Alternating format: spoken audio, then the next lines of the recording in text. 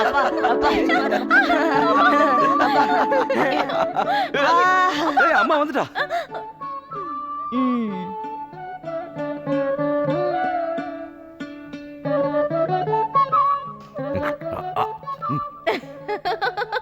தூங்குற மாதிரி நடிக்காதீங்க, எனக்கு எல்லாம் தெரியும். எழுந்திருங்க. எழுந்திருங்க. ஐயோ.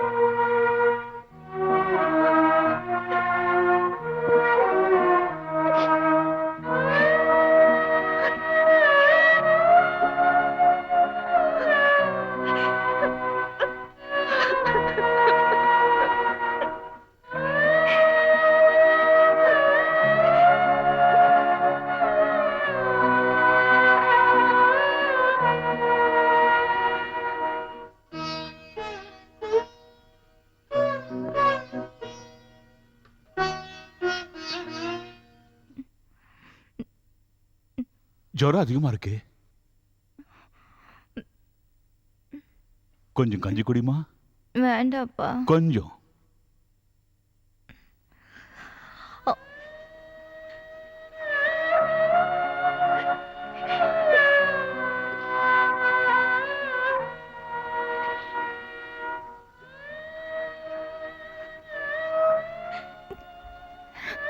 அம்மோ,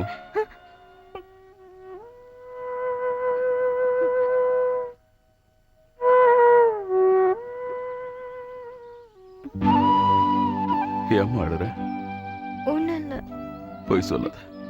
கொஞ்ச நாளா நான் உன்னை பார்த்துக்கிட்டு தான் இருக்கேன்.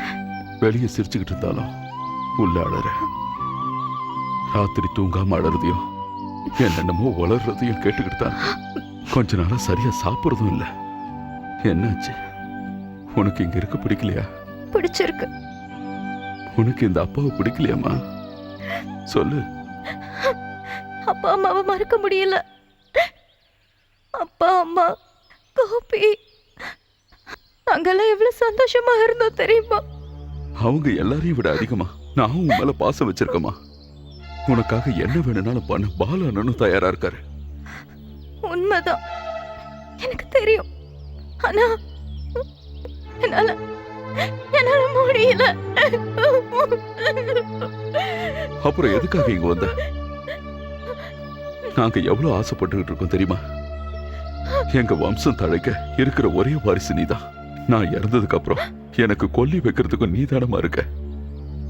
உன்னாலதான் நான் உயிரோட இருக்கேன். அன்னைக்கே வேணான்னு போயிருக்கலாம்ல. ஏன் என் கூட வந்த? தெரியல. அன்னைக்கு உங்களை பார்த்தப்போ உங்க கூட வரணும்னு தோணுச்சு. ஆனா இப்போ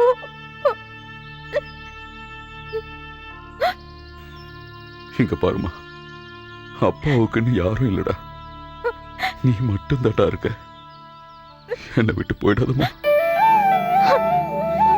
அப்பா என்ன மன்னிச்சிருங்க. அப்பா என்ன மன்னிச்சிருங்க.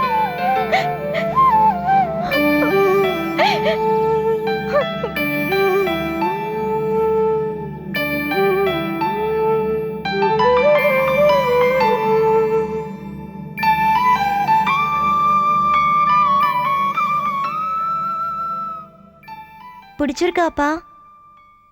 நல்லா இருக்கு. எப்படி இருக்கு பெரியப்பா? நீ சமைச்சதாச்சே, ரொம்ப நல்லா இருக்குமா.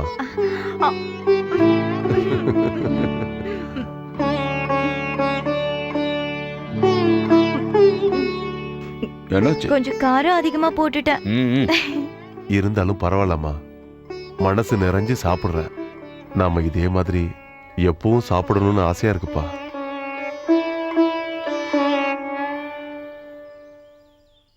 இப்போவாவது உன் அழுகையை நிறுத்துமா. இன்னும் எத்தனை நாள் தான் அழுதுகிட்டு இருப்ப? ஒருவேளை அவ செத்து போயிருந்தா என்ன பண்ணிருப்ப? தாங்கிதான் ஆகணும். ஹரி, நீ ஏன் பட்டினி கிடக்குற? வந்து சாப்பிடு. அனிதா, இனிமே எதுக்காக இந்த கோர்ட்டு கேஸ்லாம்? உண்மையான தீர்ப்பு என்னன்னு தெரிஞ்சிடுச்சு. அவளே அதை தேர்ந்தெடுத்துட்டா. இனிமே கோர்ட்டு கேஸு சாட்சி விசாரணை எதுவும் வேண்டாம். அவளை நாம எதுக்கு தேவையில்லாம வேதனைப்படுத்தணும்? எங்க இருந்தாலும் என் பொண்ணு நல்லா இருக்கட்டும். கடவுளே, உங்க மனசு அவ புரிஞ்சுக்காம போயிட்டா. அழாத. நீயே தளர்ந்து போயிட்டா அப்புறம் எனக்கு யார் இருக்கா சொல்லு? நாம முடிஞ்ச அளவுக்கு சீக்கிரமா ஊருக்கு போயிடலாம். அங்க இருந்தாலாவது ஹாஸ்பிட்டல் கேஸ்ன்னு கொஞ்சம் நிம்மதியா இருக்கும். என்ன சொல்ற? போயிடலாங்க. இனி ஒரு நிமிஷம் கூட என்னால இங்க இருக்க முடியாது. நாம போயிடலாம்.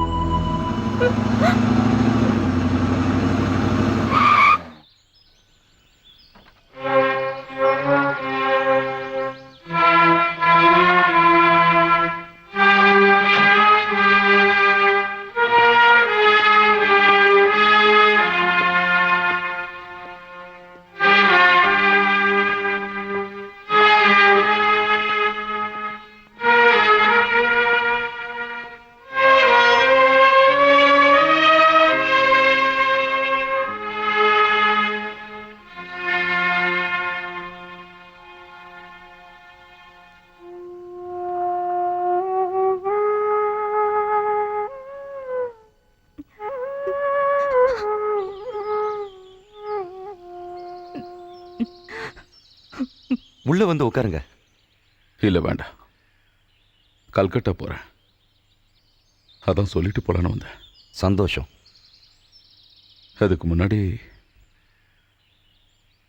கை தவறி என்கிட்ட வந்து சேர்ந்த மாணிக்கத்தை அதோட சொந்தக்காரங்கிட்ட ஒப்படைக்க வந்திருக்கேன். போமா.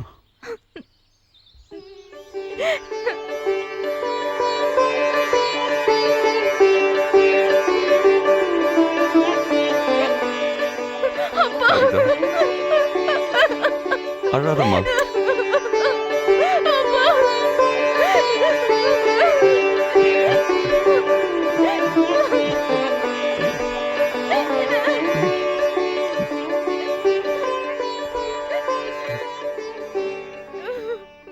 நீங்க வளர்த்த பொண்ணு இனிமே உங்க பொண்ணு.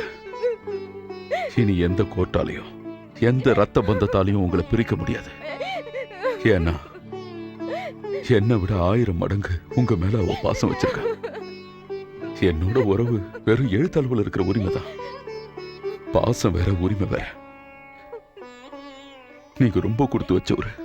என்னால இதை நம்ப முடியல. நம்பித்தான் ஆகணும். என் கூட இருந்த இத்தனை நாளும் அவ உங்களை நினைக்காத நாளே இல்லை. சாப்பிடல, தூங்கல. இதுக்கு மேலே வைராக்கியமா பிடிச்சு வச்சிருந்தா என் பொண்ணு என்னை வெறுத்துருவா. அதை என்னால தாங்கிக்க முடியாது. நேத்து ராத்திரி நான் ரொம்ப சந்தோஷமா இருந்தேன். என் பொண்ணு சமையல் பண்ணா, எனக்கு சாப்பாடு ஊட்டினா, ராத்திரி முழுக்க கதை சொன்ன, பாட்டு பாடினா, சந்தோஷத்துல மிதந்த. இப்போ என் அம்மா என் மனசோட இருக்கா. அந்த ஞாபகத்திலே மிச்சம் இருக்கிற என் வாழ்க்கை நான் சந்தோஷமா கழிப்பேன். நான் அவங்க கிட்ட கொஞ்சம் பேசலாமா?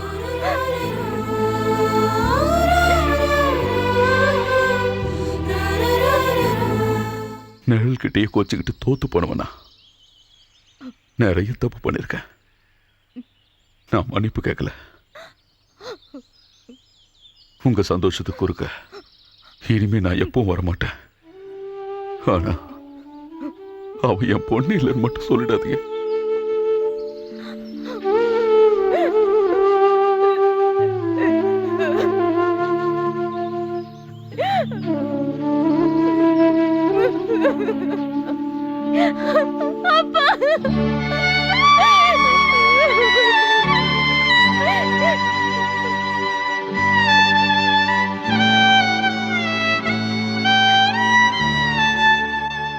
என் மனசு முழுக்க நீ மட்டும்தான் நிறைஞ்சிருக்க.